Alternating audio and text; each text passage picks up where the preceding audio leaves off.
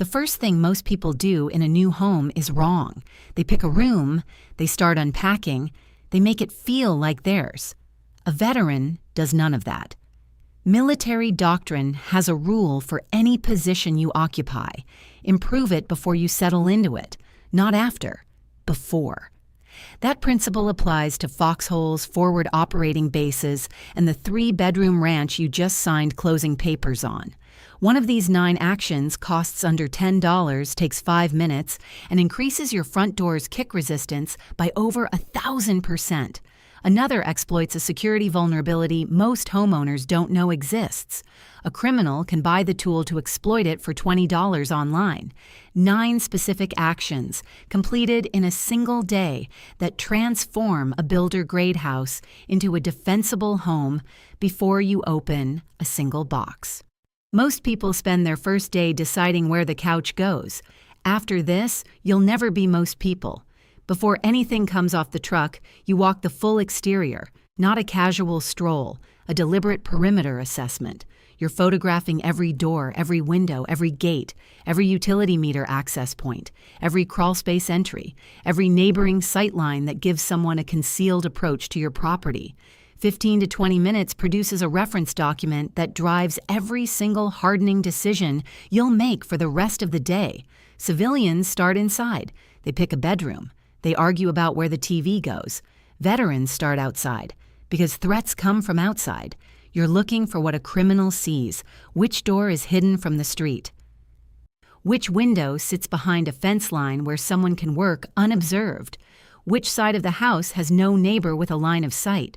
You're identifying the ground floor glass that faces tree cover or an alley. You're checking whether the garage side door has a deadbolt or just a knob lock. You're noting whether exterior lighting covers every entry point or leaves blind spots. This walk takes less time than unloading the first piece of furniture, and it tells you exactly where your new home is weakest. Every action that follows targets what this assessment reveals. Skip it, and you're hardening blind. You're guessing which door matters most. You're spending money on the wrong window. Combat engineering doctrine puts reconnaissance before fortification for a reason. You cannot improve a position you haven't assessed. Your home is no different. Walk the exterior. Photograph everything. That reference set lives on your phone permanently. I've put together a complete guide on home hardening that covers everything you need to know. First link in the description. Now you go to work on the single highest return security upgrade in any home, the strike plate. That small metal plate on your door frame where the deadbolt slides in. In builder-grade construction, it's held in place by 2 screws. Those screws are 1/2 inch long. They anchor into the thin door jamb only. They do not reach the wall stud behind it. This means your deadbolt is only as strong as a 1/2 inch screw in soft pine trim. Field testing puts the kick resistance of a standard strike plate at roughly 75 pounds of force. An average adult male generates over 1,000 pounds of force in a single kick. The math is not complicated. Your front door's security is an illusion held together by 2 screws that belong in a picture frame. The fix costs under $10. You remove those 2 short screws. You replace them with 3-inch steel screws that drive through the jamb, through the shim space, and anchor deep into the structural wall stud. 5 minutes of work. Kick resistance jumps from 75 pounds to over 800. That is 1,000% improvement for the cost of a pack of screws. Military police entry point doctrine identifies the strike plate as the primary failure point in residential doors.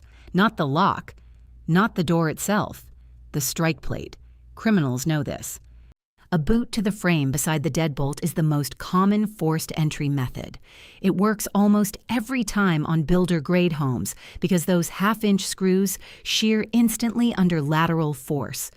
You do this on every exterior door, front, back, side, garage entry. Every strike plate gets 3-inch screws. While you're there, replace the hinge screws too. Same principle. Builder-grade hinge screws are the same 1/2 inch length. 3-inch replacements anchor the hinge side into the stud and eliminate the second failure point. Total cost for every exterior door in a standard home, under $20. Total time, under 30 minutes. You've just made the most common break-in method functionally ineffective against your home.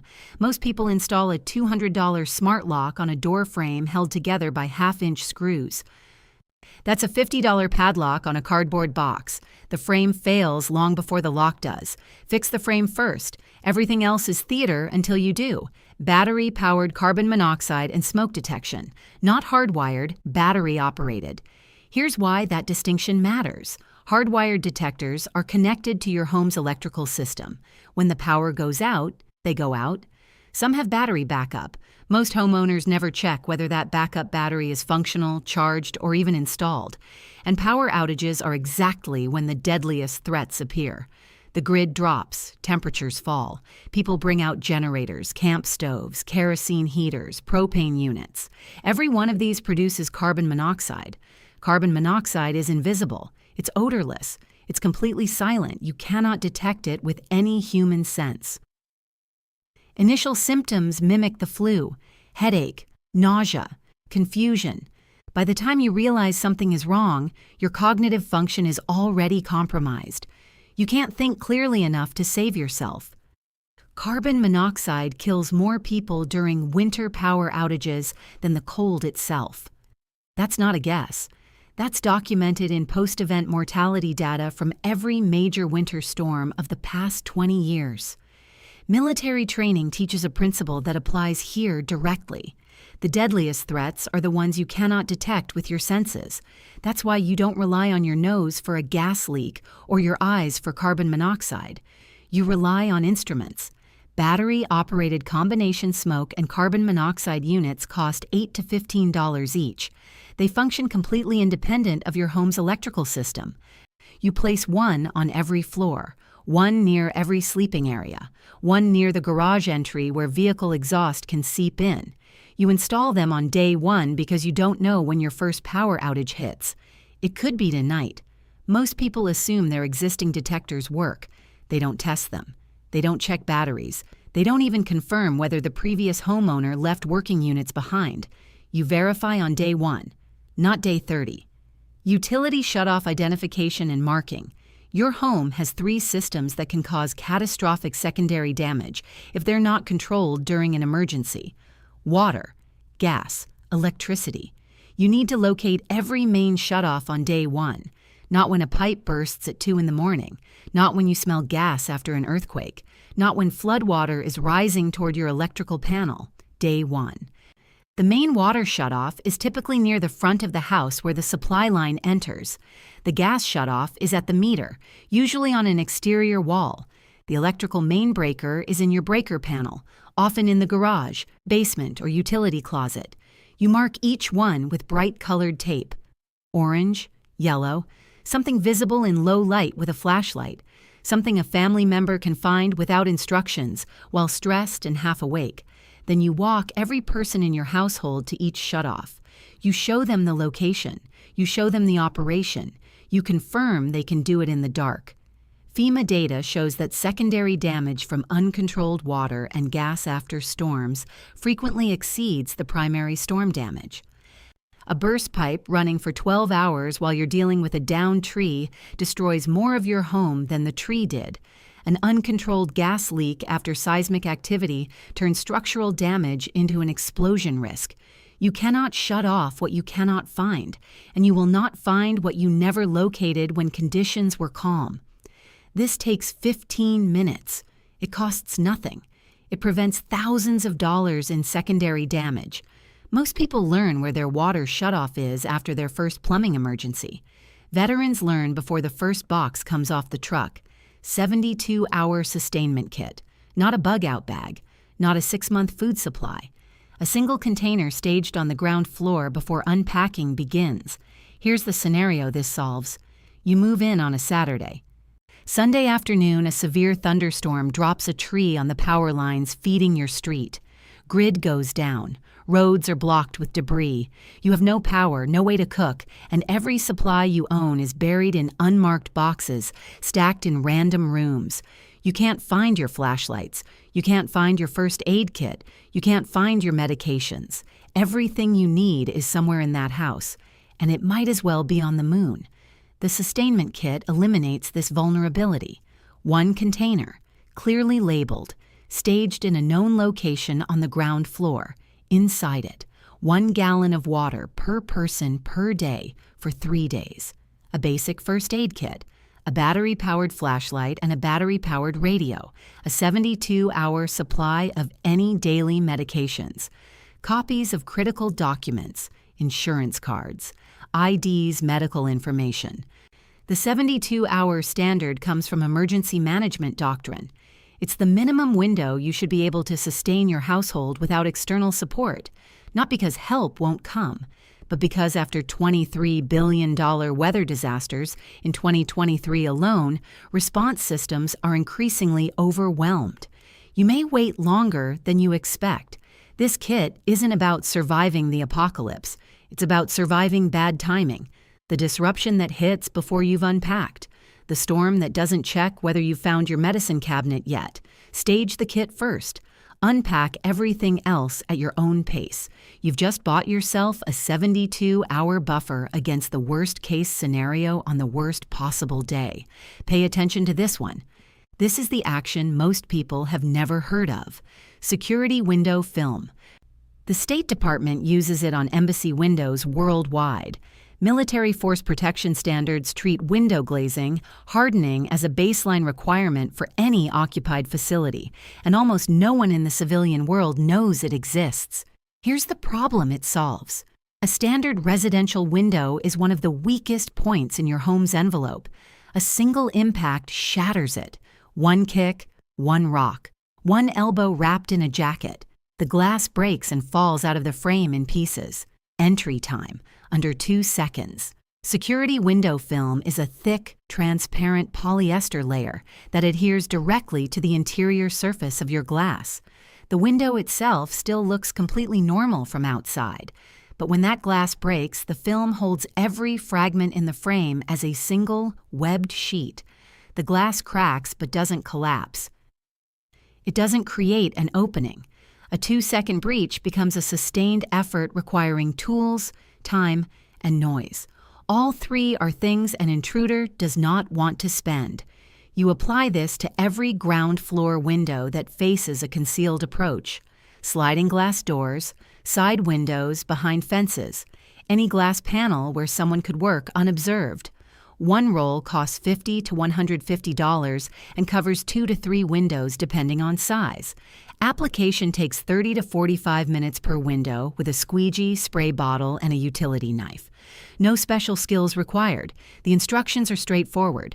What you've done is convert your most vulnerable entry points from instant breach opportunities into barriers that require deliberate, loud, time-consuming effort to defeat. Combine this with the 3-inch strike plate screws on your doors, and you've eliminated the 2 fastest methods of forced entry into a residential home, for under $200 total. Most people install a camera system that records the break-in. You've just made the break-in functionally impractical. Cameras document. Film and screws prevent. There's a difference. The peephole. That small lens in your front door that lets you see who's outside before you open it. Standard peepholes installed in builder-grade doors have a known vulnerability that almost no homeowner is aware of. Reverse viewing. A device called a reverse peephole viewer is available online for under $20. It's a small optical tool that, when pressed against the outside of a standard peephole, reverses the optics. It lets someone standing on your porch look into your home. They can assess whether anyone is home. They can see layout details. They can identify valuables visible from the entryway. They can determine the best time to attempt entry. This is not theoretical. This is a documented technique from military police facility security training. It's the kind of detail that separates systematic hardening from guesswork. The fix takes 10 minutes and costs under $30. You replace the standard peephole with a wide-angle viewer rated at 180 degrees. The wide-angle optic eliminates the reverse viewing vulnerability entirely. It also expands your observation field from the narrow 15 to 20-degree cone of a standard peephole to a full 180-degree panoramic view of your porch, approach, and flanking areas. You see more. They see nothing. Most people don't know this vulnerability exists. Criminals do. The tool is cheap, the technique is simple, and it works on nearly every standard peephole in production. You've just closed a security gap that most homeowners will live with for decades without ever knowing it was there. Household rally point and egress rehearsal. Every family member physically walks the primary evacuation route from their sleeping area to the exterior rally point on day one, before furniture goes in, before beds are assembled against walls, before dressers block window access, before rugs cover floor paths. Day one is the only day your home's layout is fully unobstructed. Every hallway is clear. Every door swings freely. Every window is accessible. You use this window to rehearse. You pick an exterior rally point. Front yard mailbox, neighbor's driveway, specific tree. Something unmistakable, reachable from any exit, and far enough from the structure to be safe if the home is compromised. Then every person walks their route, from their bedroom, down the hall, out the designated exit, to the rally point. You check every window along the route for emergency viability. Can it open fully? Can a person fit through it? Can the screen be removed quickly? Some windows in newer construction have restrictors that limit opening width. You identify those now, not at 3 a.m. with smoke filling the hallway.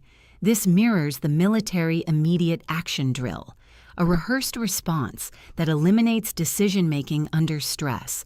You don't think about where to go. You don't discuss options. You go, because you've already walked it. Most people's fire plan is a vague idea that everyone should get outside. That's not a plan. That's a hope. A plan has routes, alternates, a rally point, and a rehearsal. You set all 4 on day one. The shock closer. Every electronically controlled entry point in your home has a failure state.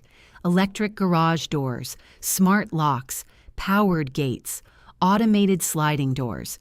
When the power drops, each one of these defaults to a specific position. Some lock, some unlock, some freeze in place. Most homeowners have no idea which failure state applies to their own home. Think about that. You don't know whether a power outage locks you inside your garage or leaves your front door wide open. Military doctrine requires that no access point relies on a single system. Every electronic entry must have a manual override, and every occupant must know how to operate it. You walk to your garage door. You locate the manual release. It's usually a red handle hanging from the trolley on the ceiling track. You pull it. You confirm the door opens and closes by hand. You walk to every smart lock. You confirm the physical key works. You confirm you actually possess the physical key. You check every powered gate. You find the manual latch or release pin. Then you show every household member how each one operates. Because when the grid goes down, your $200 smart lock becomes a question. Is it locked or unlocked right now? If you can't answer that with certainty, you don't have security. You have a guess, and a guess protected your family right up until it didn't. These 9 actions take a single day. Most of them cost less than a meal. None of them require specialized tools or training. What they require is a sequence: assessment first, hardening second, detection third, utility control fourth, sustainment fifth, barrier reinforcement sixth and seventh, rehearsal eighth, verification ninth. You started this morning the way most people start, picking a room. Now you've cleared a perimeter, reinforced every entry point, staged sustainment supplies, rehearsed evacuation, and verified every system in your home. I've written up a complete home hardening guide that goes far deeper than what we covered today. First link in the description. The question that separates people who prepare from people who don't isn't what do you own, it's what have you done. Drop your first action in the comments.